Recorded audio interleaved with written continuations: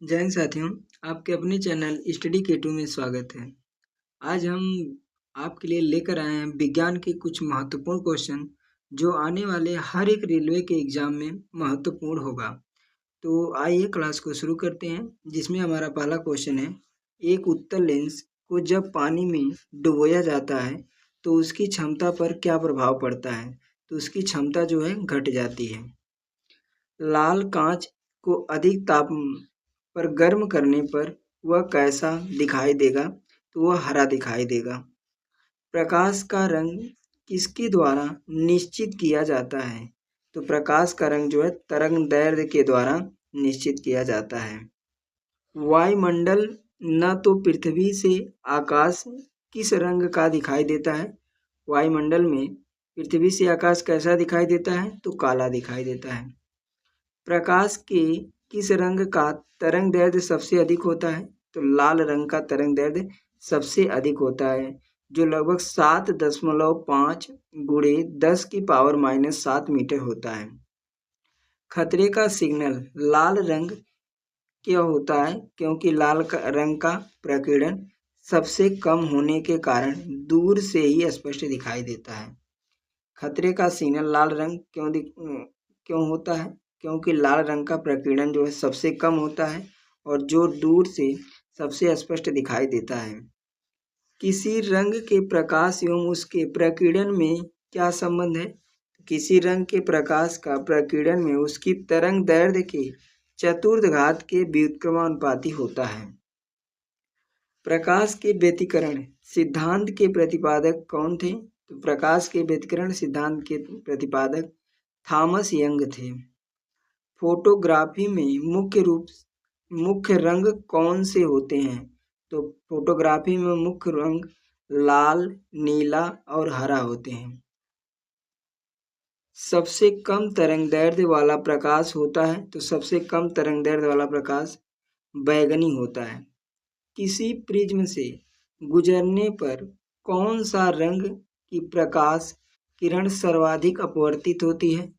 तो किसी प्रिज्म से गुजरने पर सबसे अधिक बैगनी रंग की जो है कि अपवर्तित होती है।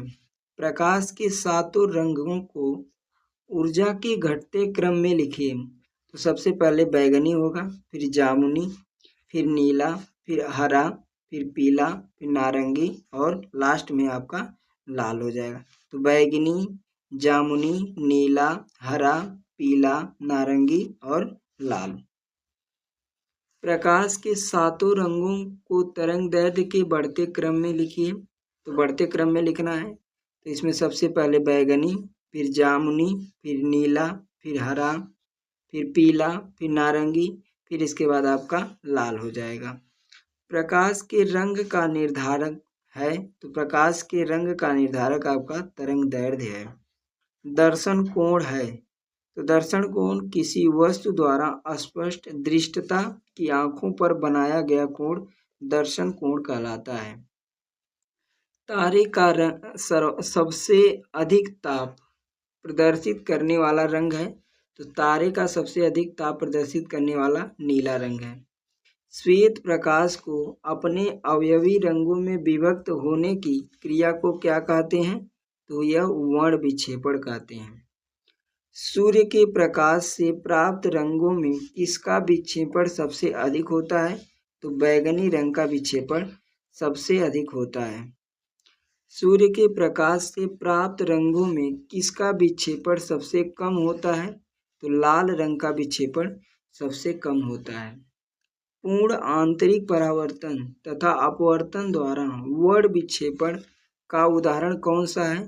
तो आपका इंद्रधनुष है। जब प्रकाश के लाल रंग, हरा व नीला रंगों को समान अनुपात में मिलाया जाता है तो परिणामी रंग कैसा होगा? तो ये सफेद हो जाएगा। प्रकाश की तरंगदैर्घ्य को किसमें मापते हैं? तो ये प्रकाश की तरंगदैर्घ्य को एंगस्ट्रॉम में मापते हैं। फोटोग्राफिक कैमरे का कौन सा भाग आंख की रेटिना की तरह कार्य करता है? तो जो फिल्म होती है वह आंख की रेटिना की तरह कार्य करती है। कैमरे में किस प्रकार का लेंस का उपयोग किया जाता है? तो कैमरे में उत्तल लेंस का उपयोग किया जाता है। मानव की आंख वस्तु का प्रतिबिंब किस भाग पर बनाती है? तो यह मानव की आंख जो है वस्तु का प्रतिबिंब रेटिना पर बनाती है। आंख की रेटिना पर बना प्रतिबिंब होता है, तो आंख की रेटिना पर बना प्रतिबिंब वास्तविक और उल्टा, लेकिन मस्तिष्क इसे सीधा करके देखता है। आइरिस का क्या काम होता है? तो आइरिस का काम आंख में जाने वाले प्रकाश की मात्रा को नियंत्रित करना होता है। दृष्टिपटल रेटिना पर बना प्रतिबिंब कैसा होता है? यह वस्तु से छोटा होता है लेकिन उल्टा होता है।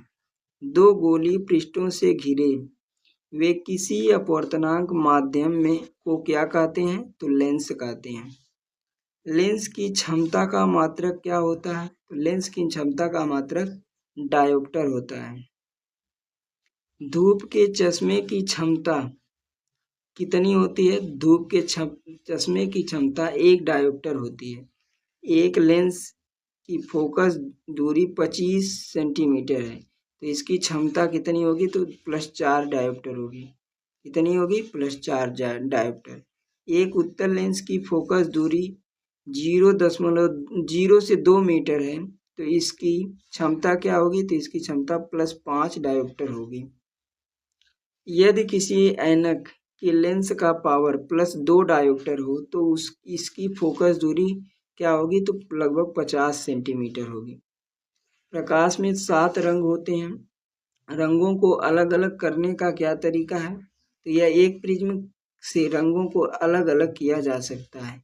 एक प्रिज्म के माध्यम से रंगों को अलग अलग किया जा सकता है। 1 मीटर फोकस दूरी वाले लेंस की क्षमता 1 डायोप्टर होती है और उत्तल लेंस की